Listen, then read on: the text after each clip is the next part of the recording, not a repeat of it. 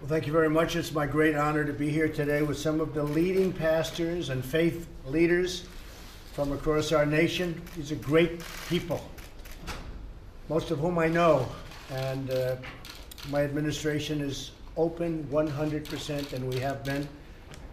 We've had tremendous support, and I appreciate you all being here today.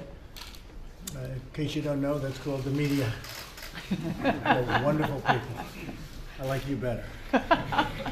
I'm very happy to welcome these great leaders, including my good friends, Pastor Paula White, Bishop Harry Jackson, Dr. Alvina King.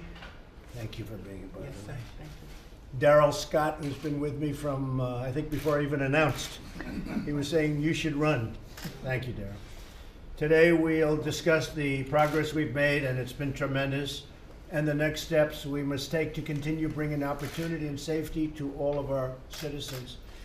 Throughout our history, America's churches and religious leaders have called for change and have inspired us to care for and bring hope back to those in need. So many people in need. These are the people that they do a job and it's really largely unrecognized, which is something they don't even care about, frankly. They just want to take care of people. But the people realize it, and they love you. They love you very much. You know that. By cutting taxes, reducing regulation, increasing American energy, and promoting American manufacturing, a situation where, as you remember, the other side of the equation said people don't want to do manufacturing anymore. And I said, well, they don't want to make things? Well, it turns out we're doing record business in manufacturing. We've increased and created 3.7 million more jobs since Election Day. African American and Hispanic unemployment rates have reached the lowest levels in recorded history, meaning history.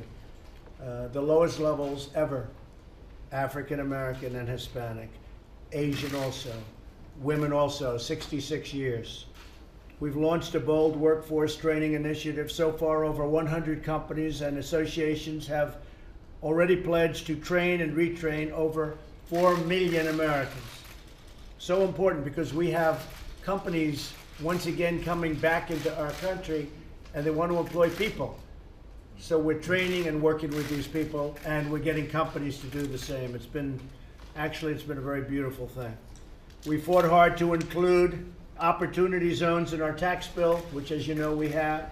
This tax incentive will bring badly needed investment into distressed communities, communities with high unemployment, communities where it's really tough to get a job. And already we're seeing what's happening. We're seeing the benefits. Our focus on opportunity for every citizen includes helping former prisoners.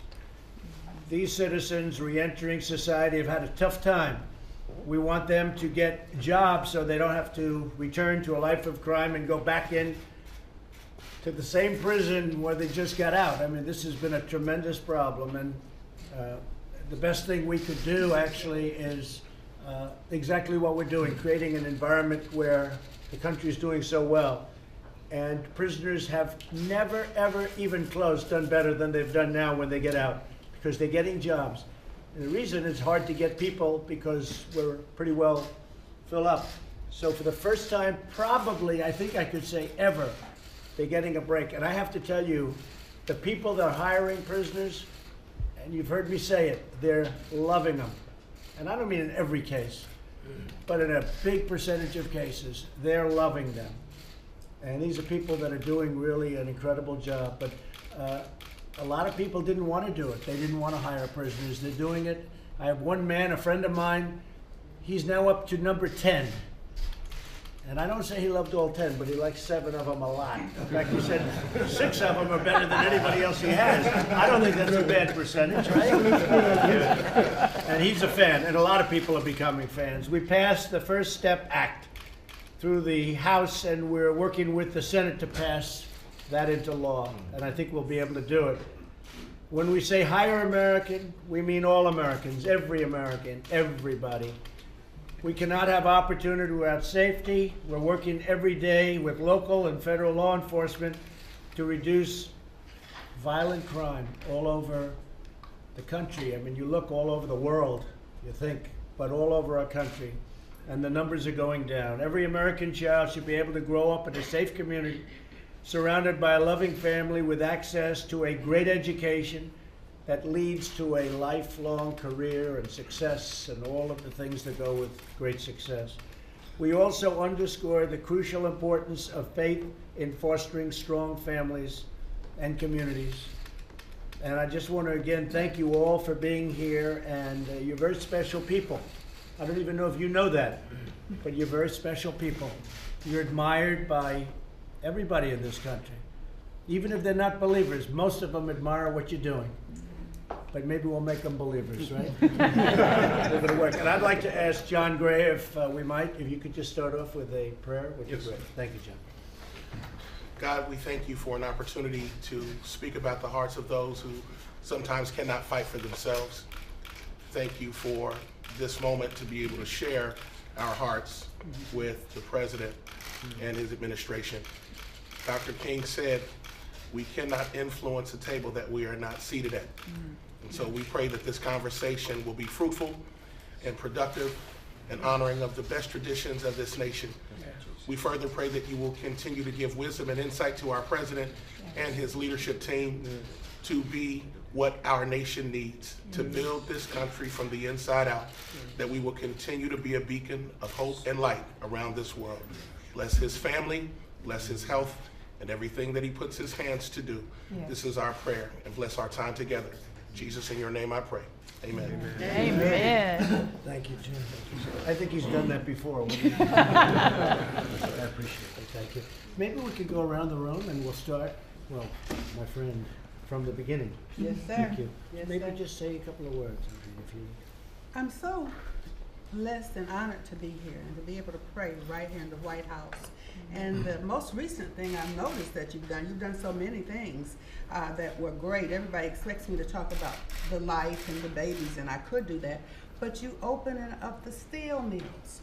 And I lived across the street past us in front of a steel mill in Birmingham. Now that's when they were bombing us and everything. But the people were at work. So they could go to church, they could give tithes, they had pretty dresses to wear on Sunday, and they weren't hungry.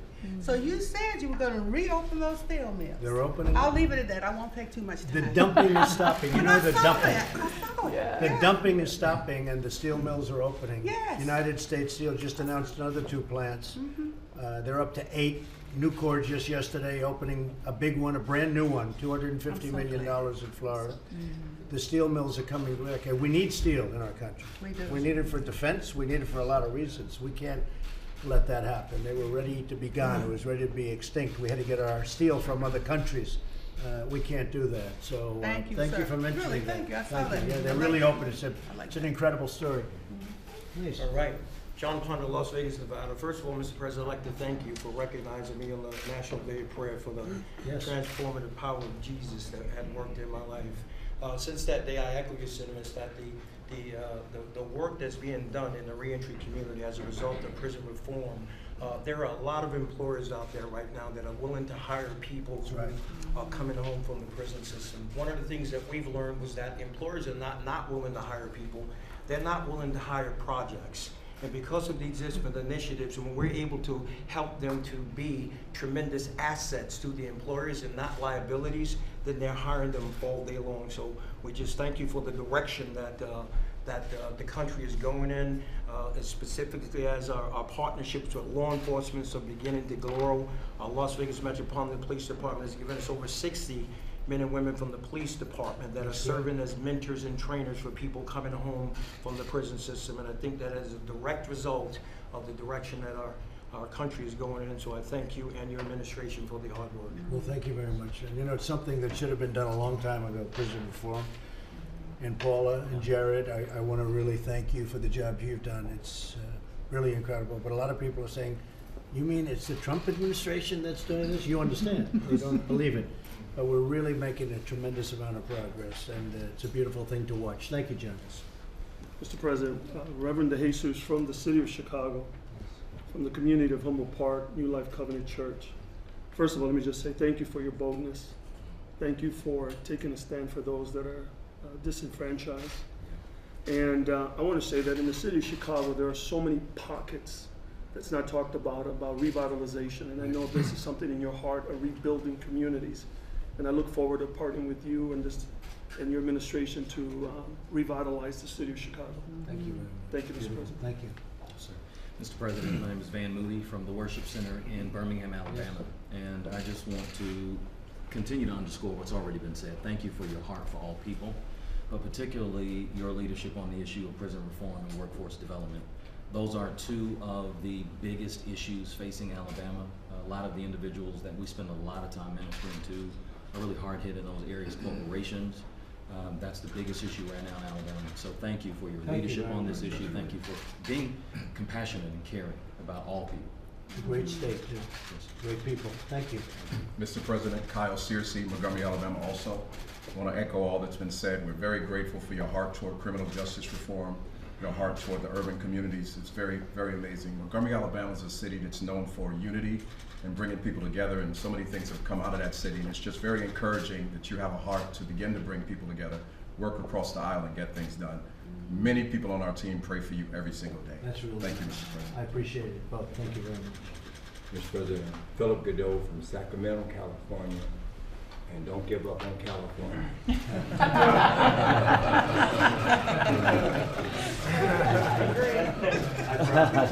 Please don't give up on California. I'm in Sacramento. I'm right in the capital there, and we're working in every area to try to make a difference in the people's life.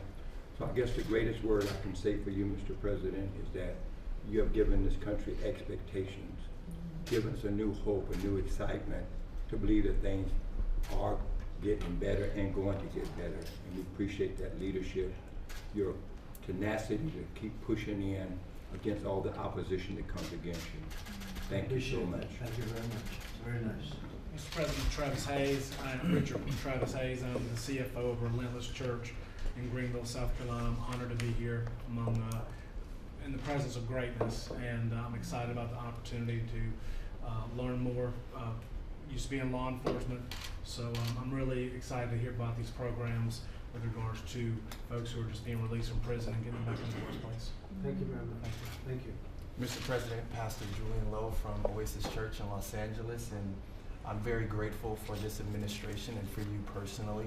I didn't grow up in the church, and I was taught growing up that faith and government were completely separated and completely different. So you offering this roundtable and giving pastors and faith leaders a voice throughout the country. I heard about the meeting you had yesterday as well with other faith leaders, and so it's very encouraging, inspiring, and gives me hope to take back to the people of Los Angeles. Honored to be here, and thank you very much. My honor. Mr. President, Benny Perez from Las Vegas, Nevada. I'm so honored to be here with all these incredible men and women. Thank you so much as being a Hispanic leader to see what is happening in the Hispanic community. It is the largest, as you know, ethnic community in America, and to have the lowest unemployment rate, and to see my family members and my community being really empowered to live a life and not just dream, but actually see the dream come reality. Thank you for all that you're doing. It's making a huge difference in Las Vegas, and for acknowledging the churches as we partner with you and the government to make a huge difference in Las Vegas and beyond. Thank you so much. Well, thank you. You know, the churches weren't so much acknowledged, you know, that over the last number of years, we acknowledge. Right. Thank you. These are great, great people. Thank you so much. Thank you very much. Yes, sir. Thank you. Paula? Pastor Paula White of New Destiny Christian Center, and it's an honor to serve you through our faith initiative and opportunity. Thank you for bringing the faith base back to the White House, and for all the great things you continue to do. Thank you, Paula. Thank you for everything. Yes, Appreciate sir. it. Jared, would you like to say something? Sure. When you asked me to lead the efforts to try to reform our country's prisons and to see what we could do from the federal government, we were running into a little bit of a problem of politics in Congress. And so I reached out to a lot of you to see if you could help get the word out in your communities and to try to let the people in Washington know that making progress on this issue is more important than whatever political differences people may have. You guys came to the White House, you all mobilized your communities, and we were able to get the bill through the House, and hopefully we'll have the same results in the Senate. What happened from there, though, is it opened a dialogue between this administration and a lot of you, which has led us to believe that a lot of the policies we've been pushing under the President's leadership do help all of your communities and do help your different places where you're leading, and it's enabled us to open up a further dialogue. So I'm very happy today for everyone to be here today to talk about this administration's efforts for prison reform, but also to discuss what we can work on further together to continue to make a difference for all Americans. That's really nice. And you know, Jared's working on a lot of very important things, but this has become, I think, just about number one on your list. Who would have thought? Who would have thought? It's just been great the way you've done. We all, I think I speak for the room when I say we appreciate it. Great job. Marvin. Mr. President, it's an honor to be here. When you asked us to speak, the first thing I thought about was my grandfather and how it's an honor to be here. And you know, he passed away a few years ago, but he raised 10 kids in the inner city of Detroit.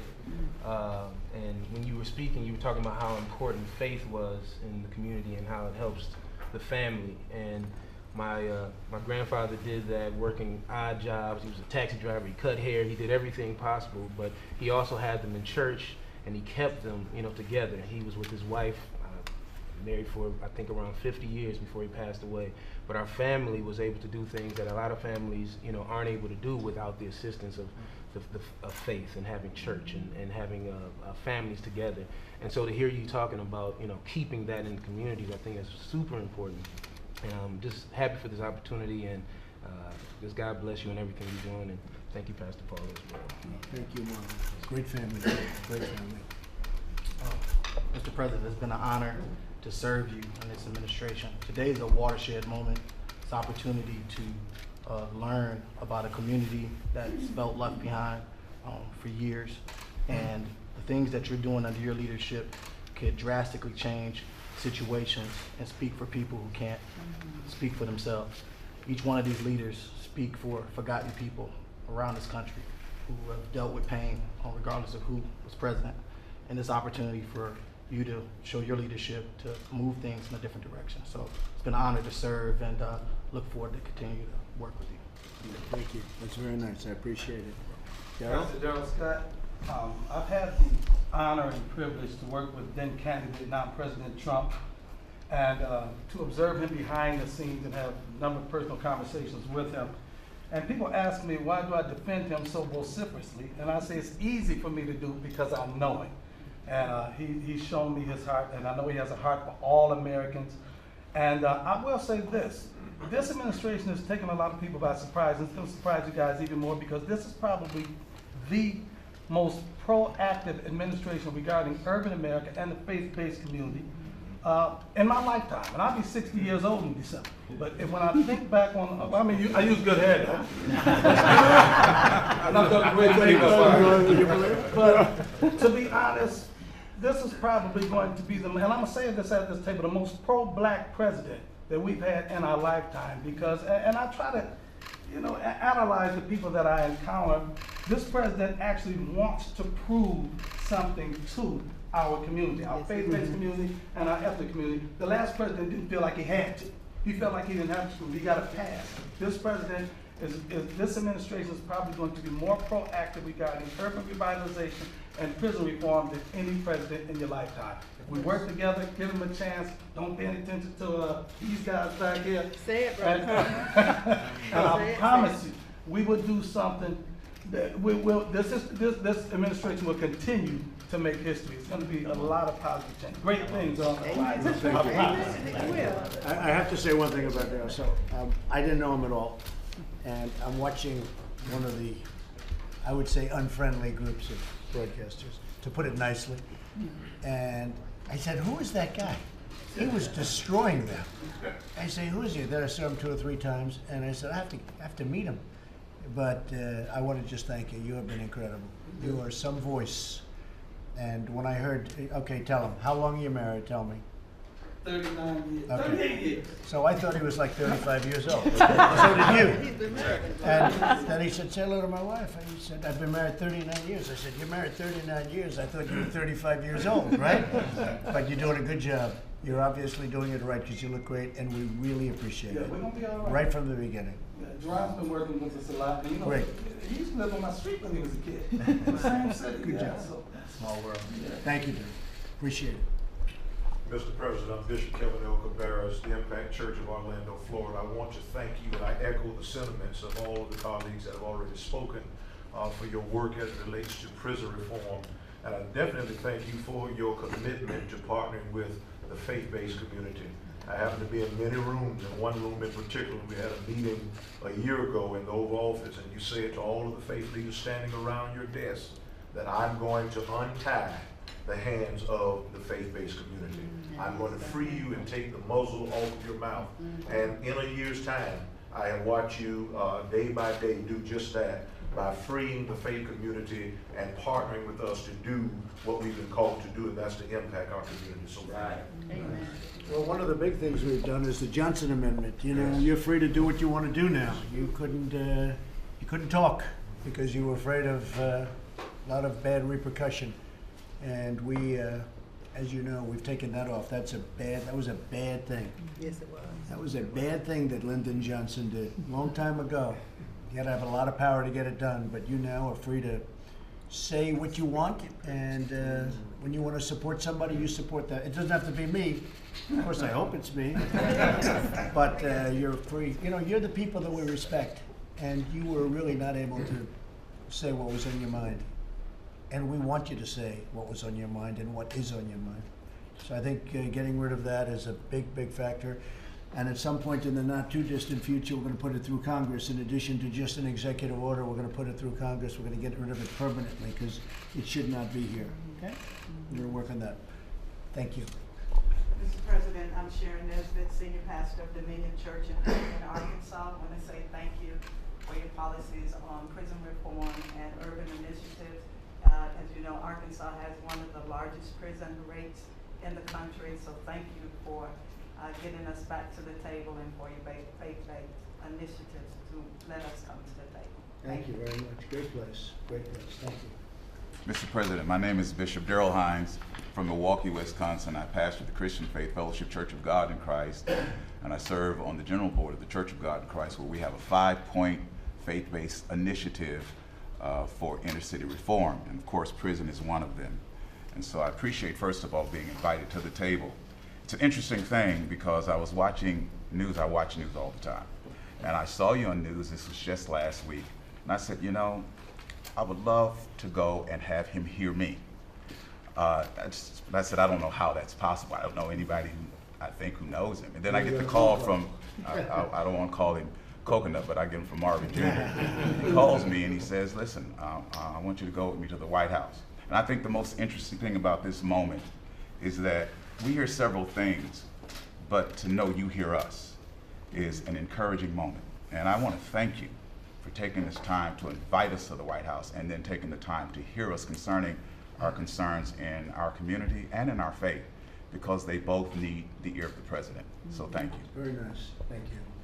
So you're surprised you get that call right after? Yes, right after. God moves in mysterious ways. You know who that is, right? Thank you, Mr. President. My name is Bill Owens, founder and president of the Coalition of African American Pastors. I'm honored to be here with you today. We've met several times.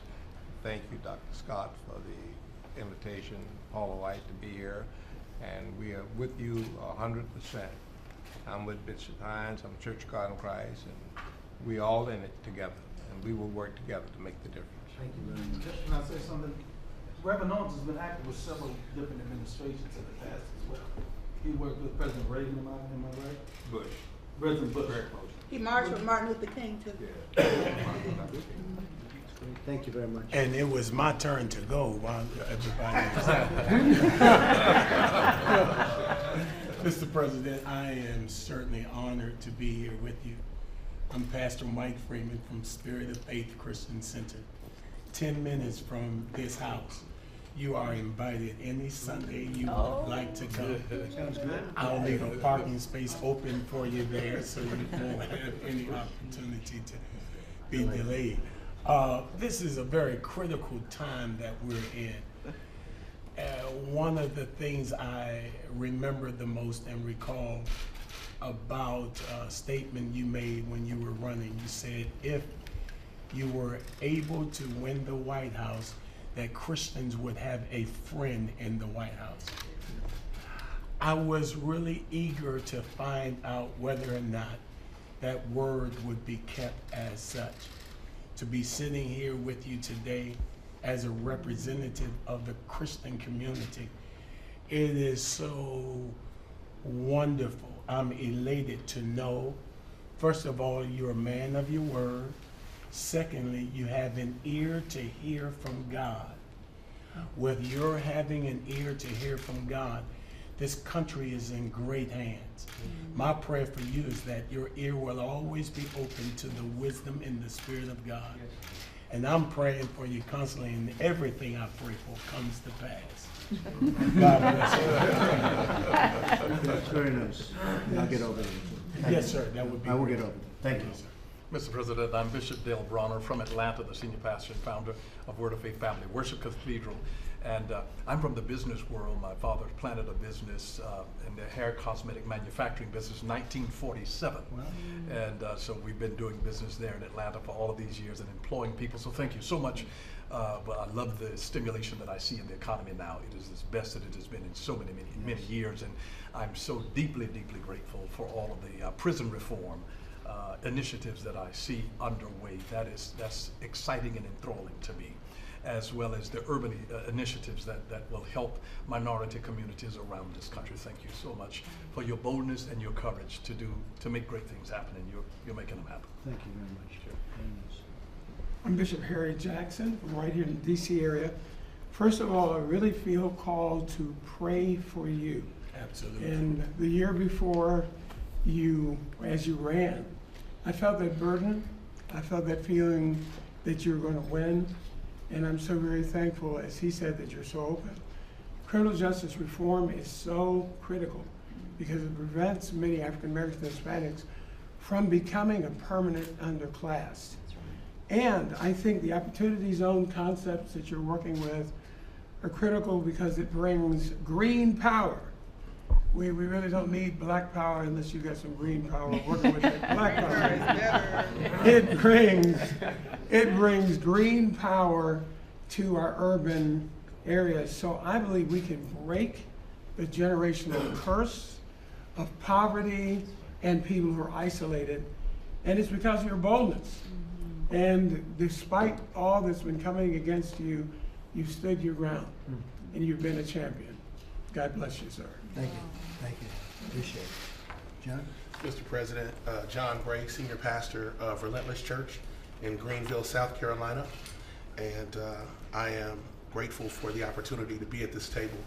At a time in our country where faith is becoming a bit of a dinosaur, in a time of moral relativism and secular humanism, it is refreshing to know that those of us who have committed our lives to fighting for people who cannot fight for themselves have a seat at the table to share our hearts. I believe that the very best principles of Scripture call us to fight for the poor, for the oppressed, for those who have made mistakes. Criminal justice reform is an opportunity to give a second and third chance to those who want to become productive members of society. Our nation cannot forget the broken. It is in the best tradition of our nation to fight for them. And when I think about the history of the church in this country, we have always fought for those who could not fight for themselves. So when I think of those who are coming out of prison who want to contribute, this is critical. When I think of veterans, I have here the obituary of my uncle who passed away a few weeks ago. He was 77. He was a veteran in the U.S. Army, and he battled through mental illness and other challenges. And we saw systemic poverty, multi-generational poverty. But had he been resourced with the proper care, and had he been resourced with other necessities, he could have contributed even more. And so I'm very grateful for you, for this administration, that's allowing for the conversation. And again, my prayer is that you will continue to have wisdom and insight to lead this nation. Truly, all of us are created equal. And so thank you for giving us an equal opportunity to fight for this nation and what it means to be an American. Thank you, John. How many people in your church? Well, we just started 3 months ago, and we have about 5,500, 6,000. Yeah, that's what I heard. I heard it's really incredible. Very quick. Yes, sir. Some of them 45,000, 50,000 people.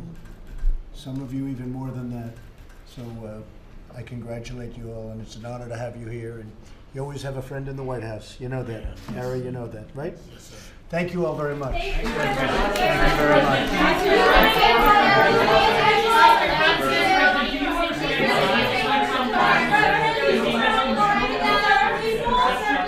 Thank you very much. Thank you.